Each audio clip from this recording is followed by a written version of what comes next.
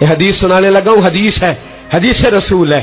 جوان خاص کر کے ذرا میری بات پہ توجہ کرے، اور بزرگ خاص کر توجہ کرے جنہوں نے تربیت کرنی ہے. سنیں، حضور کی بارگاہ میں ایک نوجوان آیا ہے، یہ سنگ میل ہے حدیث، اس کو یاد رکھنا. عرض کی حضور میں سارے گناہ چھوڑ سکتا ہوں، زنا نہیں چھوڑتا.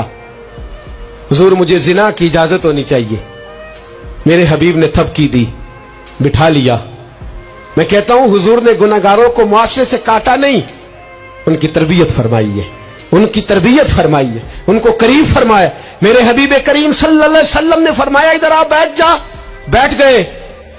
حضور نے فرمایا تو پسند کرتا ہے تیری ماں کے ساتھ کوئی بدکاری کرے؟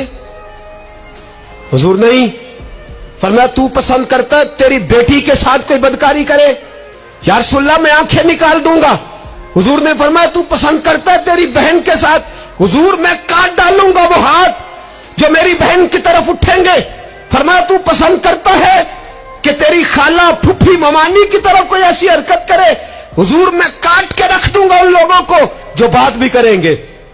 میرے حبیب نے فرمایا اچھا، جس کے ساتھ تو بدکاری کی اجازت مانگ رہا ہے وہ کسی کی ماں نہیں لگتی، وہ کسی کی بہن نہیں لگتی، وہ کسی کی بیٹی نہیں ہوگی؟